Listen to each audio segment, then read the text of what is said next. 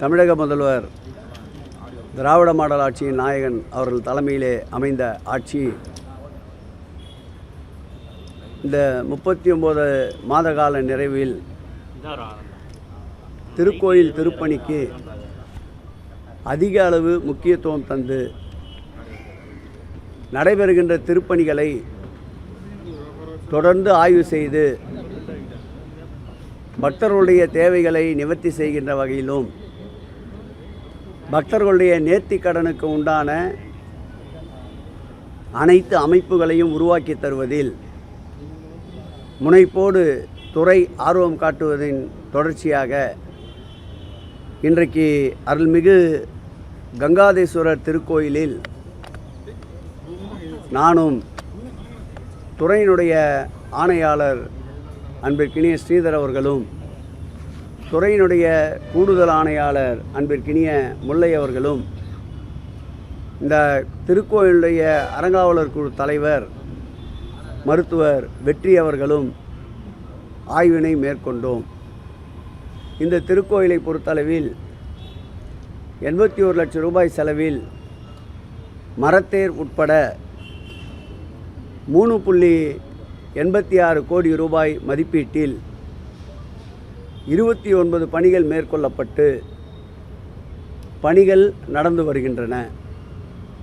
இதில் மாண்புமிகு தமிழக முதல்வர் அவர்களுடைய உத்தரவின் பேரில் சட்டமன்றத்தில் அறிவிக்கப்பட்ட 6 கோடி ரூபாய் செலவில் தங்கத்தேர் செய்கின்ற பணியும் தொடங்க இருக்கின்றது. அந்த தங்கத்தேருக்கு மரத்தேர் ரூபாய் 31 லட்சம் ரூபாய் செலவில்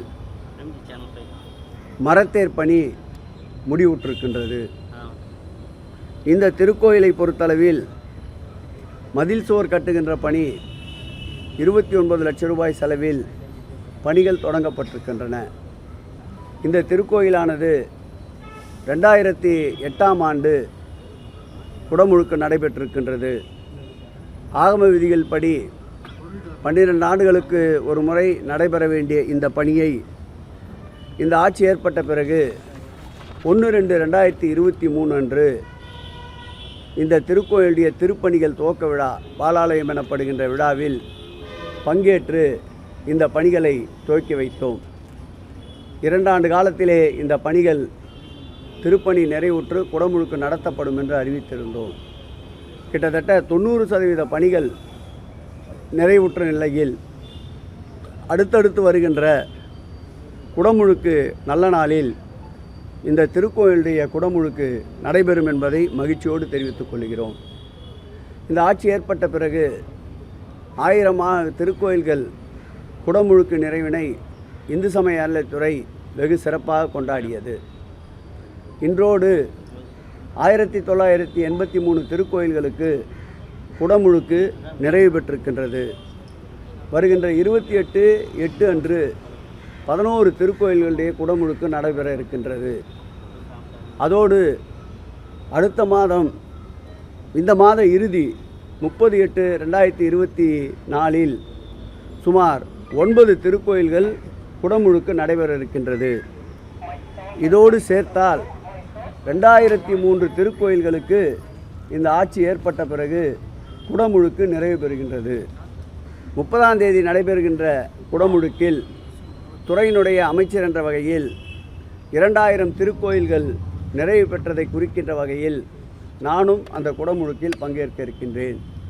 திராவிட மாடல் ஆட்சியின் நாயகன் மாண்புமிகு தமிழக முதல்வர் தலைமையில் அமைந்த இந்த ஆட்சியில் 39 மாத காலங்களில் 2000 குடமுழுக்குகளை தாண்டியது ஒரு இந்து சமய அறநிலையத்துறையின் வரலாற்றில் ஒரு மிகப்பெரிய செய்தி என்பதை உங்களுக்கு பதிவிட கடமைப்பட்டிருக்கின்றேன்.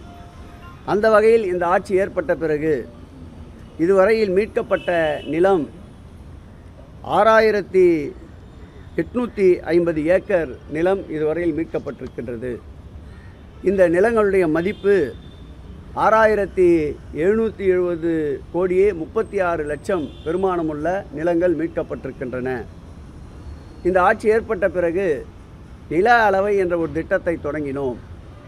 ரேவர் கருவியின் வாயிலாக திருக்கோயிலுடைய நிலங்களை அளந்து அந்த வரைபடத்தை தயாரித்து அந்த இடத்தில் HRNC என்ற கல் பதிக்கின்ற பணியை மேற்கொண்டிருந்தோம். அந்த வகையில் இதுவரையில் 1,71,730 ஏக்கர் இதுவரையில் நில அளவீடு செய்யப்பட்டு நில அளவீடு கற்கள் பதிக்கப்பட்டிருக்கின்றன. இந்த வகையில் இந்த ஆட்சி ஏற்பட்ட பிறகு பெருமளவில் குடமுழுக்குகள் என்பது நாள்தோறும் மகிழ்ச்சியோடு பக்தர்கள் கொண்டாடப்படுகின்ற அளவிற்கு நடந்து வருகின்றன. குறிப்பாக தமிழ் கடவுளான முருகக் கடவுளுக்கு இதுவரையில் இந்த ஆட்சி ஏற்பட்ட பிறகு 72 திருக்கோயில்களில் முருகப்பெருமான் திருக்கோயில் மாத்திரம் குடமுழுக்கு நடைபெற்றிருக்கின்றது. பெருந்திட்ட வரைவின் கீழ் 7 முருகர் திருக்கோயில்கள் எடுக்கப்பட்டு சுமார் 859.82 கோடியில் திருப்பணி நடந்து கொண்டிருக்கின்றது. குறிப்பாக சொல்ல வேண்டுமென்றால் திருச்செந்தூரில் பெருந்திட்ட வரைவின் வாயிலாக 300 கோடி ரூபாய் செலவில் மாபெரும் திருப்பணி நடந்து கொண்டிருக்கின்றது. அந்த திருப்பணியை அடுத்த ஆண்டுக்குள் முடிவுற்று குடமுழுக்கு நடத்திட மாண்புமிகு முதலமைச்சர் அவர்கள் பல்வேறு வகையில் அதற்குண்டான ஆலோசனைகளை மேற்கொண்டு வருகிறார்கள். அடுத்த ஆண்டு இறுதிக்குள்ளாக திருச்செந்தூர் திருக்கோயிலுடைய குடமுழுக்கு நடைபெறும் என்பதை மகிழ்ச்சியோடு தெரிவித்துக் கொள்கிறேன். ஒட்டுமொத்தமாக முருகர் கோயிலுடைய திருப்பணிகள் மாத்திரம் மொத்தம் 839 திருக்கோயில்களில் சுமார் 1067 கோடி ரூபாய் செலவில் ஏற்படுத்தப்பட்டிருக்கின்றன.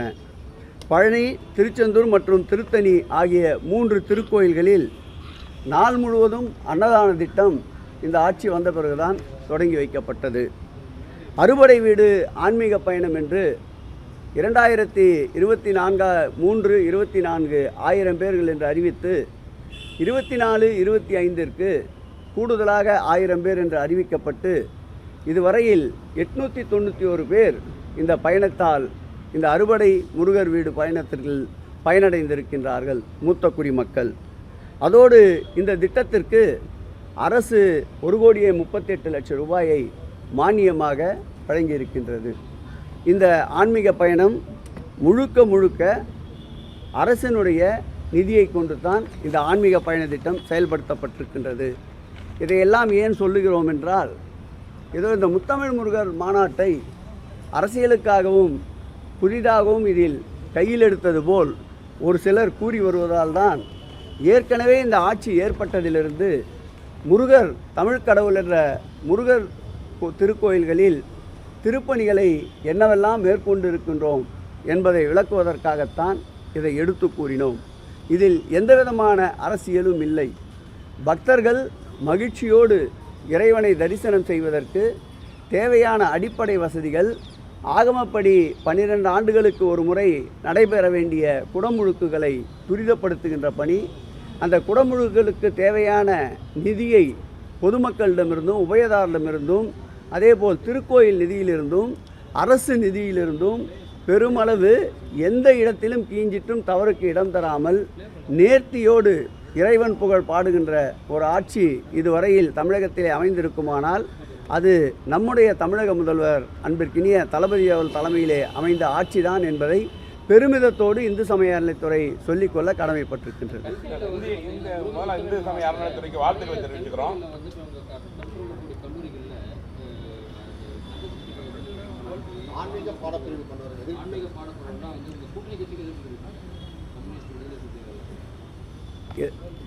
எந்த ஒரு செயலாக இருந்தாலும் செய்யப்படுகின்ற நற்காரியங்களை விட இதுபோன்று மாற்று கருத்து வரும்போது தான் அந்த செயல் இன்னும் உறுதிப்படுகிறது, தெளிவுபடுகிறது. இந்து சமய அறநிலைத்துறையை பொறுத்தளவில் முழுக்க திருக்கோயிலுடைய நிர்வாகத்திற்கு உட்பட்ட கல்லூரிகள், பள்ளிகளில்தான் இதை நாங்கள் துவக்கதாக அறிவித்திருக்கின்றோம். எங்கள் தீர்மானத்திலேயே தெளிவாக சொல்லியிருக்கின்றோம். முருகர் சம்பந்தப்பட்ட இலக்கியங்களில் முருகருடைய இலக்கிய புகழை அறிந்து கொள்வதற்காக அது சம்பந்தமான போட்டிகளை நடத்தி அதில் வெற்றி பெறுபவர்களுக்கு பரிசளிப்பு நிகழ்த்தப்படும் என்று கூறியிருக்கின்றோம். ஏற்கனவே திருக்கோயிலின் சார்பில் தொடங்கப்பட்ட இந்த ஆட்சி ஏற்பட்ட பிறகு துவக்கப்பட்ட 10 கல்லூரிகளில் 4 கல்லூரிகளுக்கு நீதிமன்றம் தடையில்லை என்று அறிவித்ததோடு அதில் சமயம் சார்ந்த வகுப்புகளை தொடங்க வேண்டும் என்று நீதிமன்றம் உத்தரவிட்டிருக்கின்றது. அதற்கேற்ப சமய சித்தாந்த வகுப்புகள் அந்த கல்லூரிகள் தொடங்கப்பட்டிருக்கின்றன. அதுபோல் துறையினுடைய இந்து சமய அறநிலையத்துறை கல்லூரிகளில்தான் இந்த சமய வகுப்புகள் துவங்கப்படும் என்று அறிவித்திருக்கின்றோமே தவிர அனைத்து கல்லூரிகளிலும் அல்ல. இது முழுக்க முழுக்க திருக்கோயிலுடைய நிதியிலிருந்து, திருக்கோயில் வருகின்ற பக்தர்களுடைய நன்கொடையிலிருந்து நடத்தப்படுகின்ற கல்லூரிகள் என்பதால் அந்த கல்லூரி சார்ந்திருக்கின்ற, அந்த கல்லூரியிலே பயிலுகின்ற விருப்பமுள்ள மாணவர்களுக்கு இந்த பயிற்சி வகுப்புகள் நடத்துவதென்று திட்டமிட்டிருக்கின்றோம். ஆகவே இது குறித்தும் நம்முடைய விடுதலை சிறுத்தை கட்சியில் இருந்து கூறிய கருத்துக்களுக்கு அவரிடம் விளக்கம் அளித்திருக்கின்றோம். அதேபோல் கம்யூனிஸ்ட் இயக்க தலைவர் மதிப்புக்குரிய ஐயா பாலகிருஷ்ணன் அவர்களிடத்திலும் இது குறித்து விளக்கம் அளித்திருக்கின்றோம். இந்த முத்தமிழ் முருகர் மாநாடு என்பதற்கு தெளிவான விளக்கங்கள் மாநாட்டிலே எடுத்து சொல்லப்பட்டிருக்கின்றன. இது தமிழ் கூறும் நல்லுலகம், தமிழ் கடவுளாக முருகக் கடவுளை ஏற்றுக்கொண்டிருக்கின்ற ஒரு நல்ல ரம்மியமான சூழ்நிலையில் அந்த முருகருக்கு இந்த மாநாடு என்பது வரலாற்றின் ஒரு மைல்கல். கார் உள்ளளவும் கடல் நீர் உள்ளளவும் எப்படி முருகன் புகழ் இருக்குமோ அதேபோல் இந்த ஆட்சியில் முருகனுக்காக எடுக்கப்பட்ட மாநாட்டினுடைய புகழ் ஒட்டுமொத்தமாக எங்களுடைய உயிரினும் மேலான அன்பு தலைவர் முதல்வர் அவர்களுக்கு காலம் தொட்டு இந்த புகழ் அவரை சாரும். இது ஒரு வரலாற்று சிறப்புமிக்க நிகழ்ச்சி. கலைஞர்கள், அறிஞர்கள், சான்றோர்கள், தமிழ் கூறும் ஆதீனங்கள், நீதியரசர்கள், முன்னாள் நீதியரசர்கள், அரசு அதிகாரிகள், ஏன் இனம் மொழி மதத்திற்கு அப்பாற்பட்டு கிறித்துவர்கள், இஸ்லாமியர்கள் கூட இந்த மாநாட்டில் பங்கேற்றது இது ஒரு சமய சார்பற்ற ஒரு மாநாடு அல்லாமல் அனைவரும் பங்கேற்கின்ற ஒரு மாநாடாக இந்த மாநாடு விளங்கியதில் ஒரு சிலருக்கு வயிற்றெரிச்சல் இருக்கத்தான் செய்யும். அதை பெரிதாக எடுத்துக்கொள்ளாமல் அடுத்தடுத்து பணியாக இந்த பணி முடிந்தவுடன் 2000 கோயில் கும்பாபிஷேகம் என்ற பயணத்தை நோக்கி இந்து சமய அறநிலையத்துடைய பயணம் சென்று கொண்டிருக்கிறது. எல்லாருமே பதில் சொல்ல ஒருத்தராக சொல்லுங்க. அவர் வாழ்த்து சொல்றாரு வேகமா, அவரை முதல் முடிச்சிடுவாங்க. நீங்கள் எப்படி இந்த சிவராத்திரிக்கு ஈஸ்வரன் கோயிலில் வழிபட்டு அதே மாதிரி முருகன் மாநாடு சிறப்பாக நடத்தி முடிச்சிட்டீங்க. அடுத்த புரட்டாசி மாதம் பொறுத்த வரைக்கும் இந்த பெருமாள் கோயிலில் எத்தனை கோயிலுக்கு அந்த இது ஆன்மீக பயணமா அந்த மாதிரி பண்ண போறீங்க? நீங்கள் கேட்பதற்கு முன்பாகவே திட்டமிடுகின்ற அரசு இந்த அரசு என்பதற்காக சொல்லுகிறேன். இந்த ஆட்சி தொடங்கப்பட்ட பிறகுதான் மானசேவர் போன்ற தலங்களுக்கு ஆன்மீக பயணம் மேற்கொள்பவர்களுக்கு வழங்கப்படுகின்ற நிதியை அதிகரித்த ஆட்சி இந்த ஆட்சி. இந்த ஆட்சி தொடங்கப்பட்ட பிறகுதான் ஒன்றிய அரசு அறிவிப்பதற்கு முன்பாகவே ராமேஸ்வரம் காசிக்கு அரசு மானியத்தினுடைய கூடிய ஆன்மீக பயணம் 200 பேர் முதல் ஆண்டு, 2வது ஆண்டு 300 பேர், 3வது ஆண்டு 420 பேர் என்று ஆண்டுக்காண்டு பக்தர்கள் எண்ணிக்கையை அதிகப்படுத்தி காசி ராமேஸ்வரத்திற்கு அழைத்து சென்று கொண்டிருக்கின்றோம். இந்த திட்டத்தை முதலில் அறிவித்தது திராவிட முன்னேற்றக் கழக திராவிட மாடல் அரசு தான். அதன் பிறகுதான் ஒன்றிய அரசே இந்த திட்டத்தை அறிவித்தது. அந்த வகையில் இந்த ஆன்மீக பயணத்தை காசி ராமேஸ்வரத்துக்கு தொடர்ந்து முதலாவதாக ஆடி மாதத்திற்கு சுற்றுலா பயணத்தை அறிவித்தோம். அதேபோல் புரட்டாசி மாதத்தில் பெருமாள் திருக்கோயில்களுக்கு சுற்றுலா பயணத்தை அறிவித்தோம். மூத்த குடிமக்களுக்கு 6 படை வீடுகளும் ஒரே நேரத்தில் சென்று தரிசிப்பதற்கு அரசின் மானியத்தில் முருகருக்கு 6 படை வீட்டிற்கு சுற்றுலா பயணத்தை அறிவித்தோம். அந்த வகையில் இந்த புரட்டாசி மாதத்தில் 1000 நபர்களை கட்டணம் இல்லாமல் 60 வயதிற்கு மேற்பட்டு 70 வயதிற்குள்ள மூத்த குடிமக்களை அழைத்து செல்வதற்கு திட்டமிட்டிருக்கின்றோம். அனைத்து தெய்வங்களுக்கும் சிறப்பு சேர்க்கின்ற ஆட்சி இந்த ஆட்சி. முருகர் தமிழ் கடவுள் என்பதால் அதற்கென்று ஒரு மாநாட்டை வெற்றிகரமாக நடத்தி காட்டியிருக்கின்றோம். அதற்கு ஊடகத்துறையும் பத்திரிகை துறையும் ஆன்றோர் சான்றோர் பெருமக்களும் பெரிய அளவு ஆதரவு தந்து இந்த மாநாட்டை தமிழ்நாட்டிலே ஒரு பகுதியிலே நடந்த இந்த மாநாட்டை உலக அளவிற்கு கொண்டு சேர்த்த ஊடகத்துறையினருக்கு, துறையின் சார்பில், எங்கள் முதலமைச்சர் சார்பில் மனமார்ந்த மகிழ்ச்சி கலந்த நன்றியை மீண்டும் ஒரு முறை தெரிவித்துக் கொள்கிறேன்.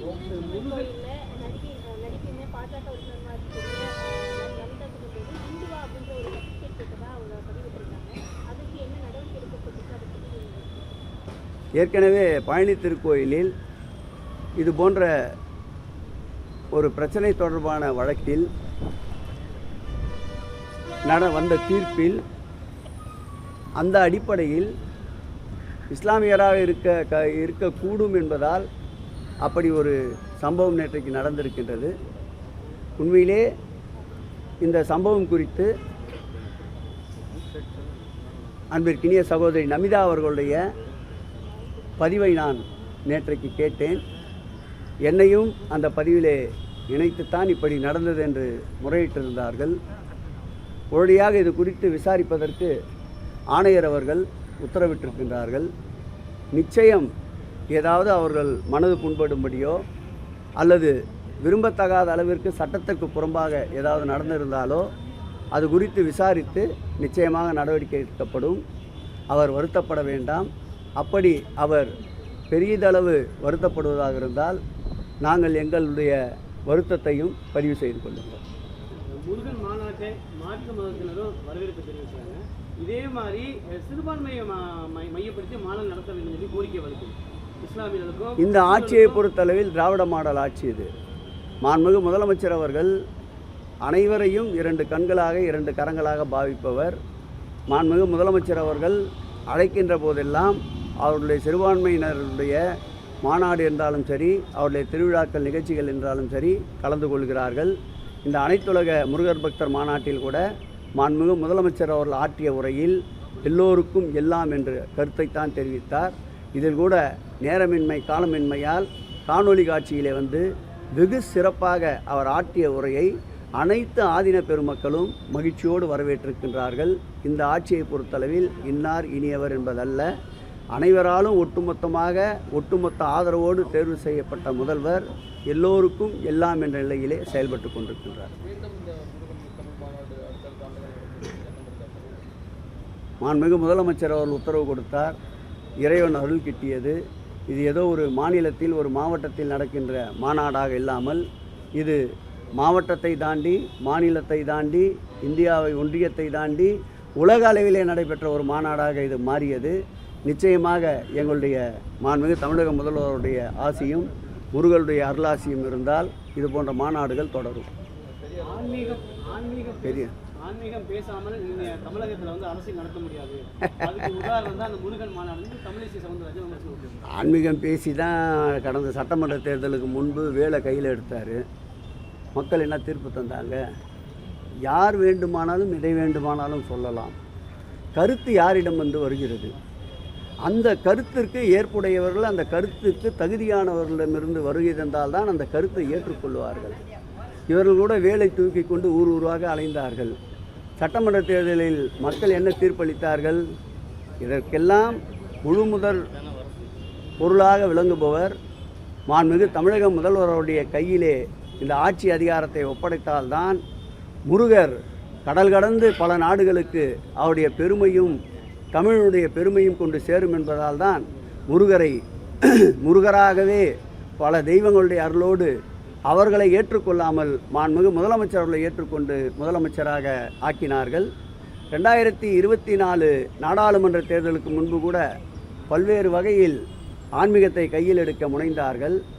ஆன்மீகத்தை சிறப்பான வகையிலே வழிநடத்துபவர் மாண்புமிகு தமிழக முதல்வர் என்பதால் தான் மீண்டும் 2024 அவருடைய கருத்துக்களை புறக்கணித்து மாண்புமிகு தமிழக முதலமைச்சருடைய கரங்களை வலுப்படுத்தினார்கள்.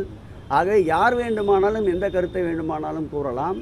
யாரிடமிருந்து அந்த கருத்து வருகிறது என்பதுதான் முக்கியம்.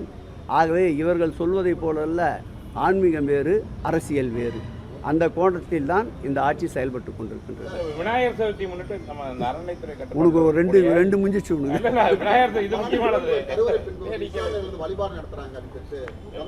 அதை நான் கவனிக்கலை. அது இன்றைக்கி தான் பத்திரிகையில் பார்த்தேன்.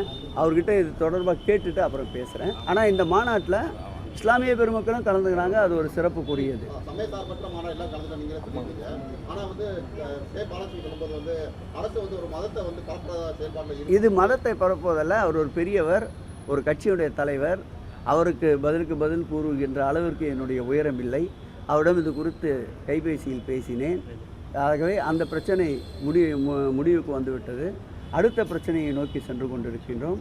அவரும் சிறந்த மனிதர், இந்த ஆட்சிக்கு ஆதரவு தருபவர், தோழமையில் இருப்பவர், பெரியவர், மூத்தவர், நன்றாக அனைத்தையும் அறிந்தவர்.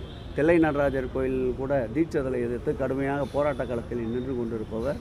அவரையும் எப்போதும் போல் எங்களை ஆதரிப்பவர். அவர் பெரியவர். அவர் கருத்தையும் பதிவு செய்து கொள்கிறோம், உள்வாங்கிக் கொள்கிறோம். இப்போ பெண்கள் அதிகமாக விரும்புவது அம்மன், அதனால வந்து மீண்டும் அம்மன் மாநாடு தமிழகத்தில் நடக்கக்கூடிய வாய்ப்பு இருக்கு. ஏன்னா முருகனுக்கு மாநாடு நடத்துறது அது எல்லாரும் நம்புவாங்க. அதிகமாக வந்து அதை காட்டிலும் முருகனை காட்டிலும் அதிகமாக பெண்கள், அதுவும் தமிழ் தான், மாரியம்மன் இருக்காங்க, காளியம்மன், எல்லா அம்மன் இருக்காங்க. அப்போ எப்போ மாநாடு நடத்துகிற மாதிரி? அதாவது அம்மன் திருக்கோயில்களில் இந்த ஆட்சி வந்த பிறகு முதலில் 108 சுமங்கலி பெண்களுக்கு விளக்கு பூஜையை தொடங்கிய ஆட்சி இந்த ஆட்சி. 1000 ரூபாய் ஒருவருக்கு செலவு என்ற விகிதத்தில் 200 ரூபாயை அவர்களுக்கு கட்டணமாக வாங்கி கொண்டு 800 ரூபாயை திருக்கோயில் சார்பாக செலவு செய்து மாதந்தோறும் 108 பெண்களுக்கு 17 திருக்கோயில்களில் இந்த விளக்கு பூஜையை ஆரம்பித்த ஆட்சி இந்த ஆட்சி. ஆகவே அம்மன் கோயிலை பொறுத்தளவில் அதிக அக்கறையோடு அம்மன் கோயிலுடைய திருப்பணிகள், சமயபுரத்திற்கு வருகின்ற லட்சக்கணக்கான மக்களுக்கு முடிவுறாமல் இருந்த 7 நிலை கோபுரத்தை பணிகளை முடித்து குடமுழுக்கு நடத்திய ஆட்சி இந்த ஆட்சி. அதேபோல் பெருந்திட்ட வளாக பணிகளில் கியூ காம்ப்ளெக்ஸ் என்று சொல்லப்படுகின்ற கியூ வரிசைக்கு தேவையான அனைத்து வசதிகளையும் ஏற்படுத்தி அதை திறந்து வைத்த ஆட்சி இந்த ஆட்சி. நம்முடைய அன்பழகன் அவர்கள் இந்த கங்காதீஸ்வரர் கோயிலே இந்த கருத்தை சொன்னார் என்று இந்து சமய அறநிலையத்துறை பதிவு செய்து கொள்கிறது. அதற்குண்டான முயற்சிகளை வருங்காலத்தில் எடுப்பதற்குண்டான முழு முயற்சிகளை முழு மனதோடு எடுப்பதற்கு நடவடிக்கை மேற்கொள்ளப்படும். போதும், உங்கள் குளோஸ் 4 ஆயிடுச்சு. அதான் நான் சொன்னது போல் அனைவரையுமே எங்களை சார்ந்தே கருத்துக்கள் சொல்ல வேண்டும் என்று நாங்கள் நினைப்பவர்கள் அல்ல. இது ஜனநாயக நாடு, சுதந்திர நாடு. எல்லா கருத்துக்களையும் ஏற்றுக்கொள்வோம். அவர்கள் சொல்லுகின்ற கருத்துக்களை எந்த வகையில் உண்மை இருக்கிறது என்பதை லாவாணி பாடாமல் அவர்களிடமே நேரடியாகவே, இது அதற்காக அல்ல, இது கல்லூரிகள், பள்ளிகளில் இதுபோன்று சமய வகுப்புகளை தான் தொடங்குகிறோம், அனைத்து பள்ளிகளிலும் அல்ல, அனைத்து கல்லூரியிலும் அல்ல என்பதை விளக்கமாக கூறிவிட்டோம். ஆகவே சிறப்பாக நடந்த ஒரு மாநாட்டில் இப்படிப்பட்ட சில தம்பி உனக்குதாம்மா சிறப்பாக நடைபெற்ற மாநாட்டில் மேலை நாட்டினவர் மாத்திரம் 780 பேர் பங்கேற்றிருக்கின்றார்கள். 780 பேர். ஆஸ்திரேலியா, ஜப்பான், சீனா, மொரிஷியஸ், ஜெர்மன், மலேசியா, நம்முடைய பக்கத்தில் இருக்கின்ற சிங்கப்பூர் போன்ற பல நாடுகளிலிருந்து பல்வேறு முருக பக்தர்கள், தமிழ் நல்லுறவு கொண்டவர்கள் பங்கேற்றிருக்கின்றார்கள். இதுபோன்று சில கருத்துக்கள் வரதான் செய்யும். இது ஜனநாயக நாடு, ஜனநாயக உரிமையுள்ள நாடு.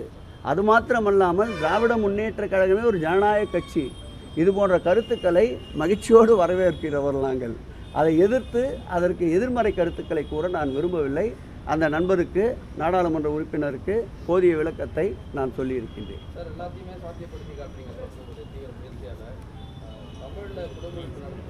நிச்சயமாக நம்முடைய பழனி ஆண்டவர் திருக்கோயிலே கூட கடந்த ஆண்டு குடமுழுக்கு நடந்தபோது அன்னை தமிழில் குடமுழுக்கை நடத்தி காட்டினோம்.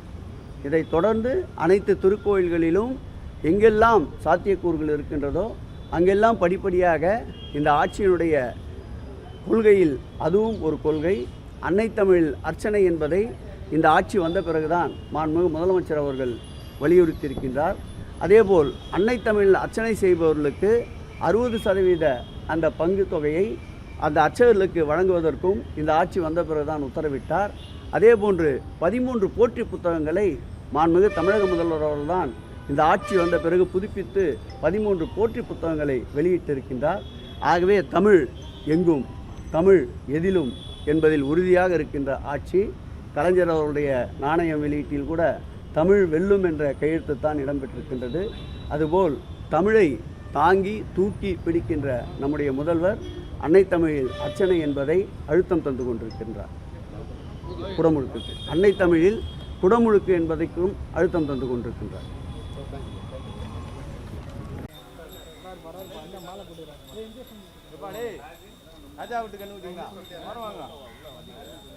என்னப்பா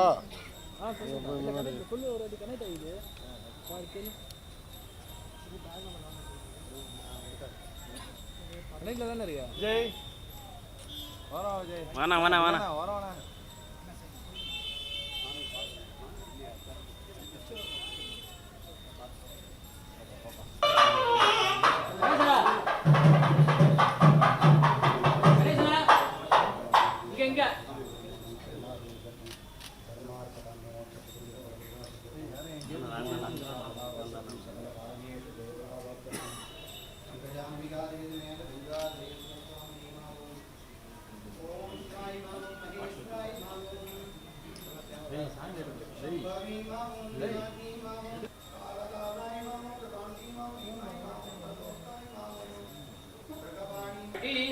தொழுவார் புகழ்வார் வானோர்கள் மூவார் புறங்கள் எரித்த அன்று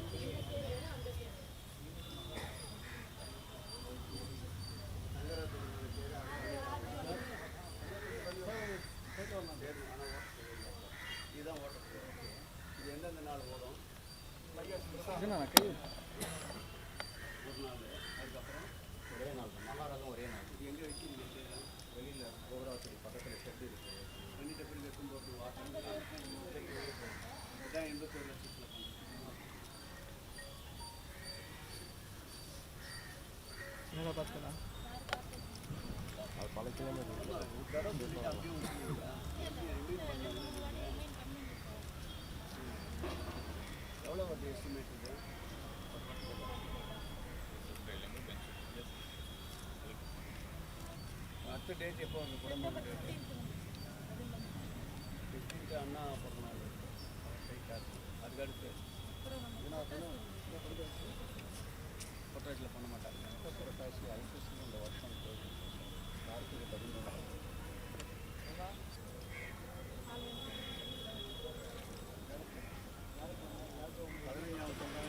யார் நீங்கள் ஐயரா அவர் இல்லைன்றாரு சாமி நட்சத்திரம்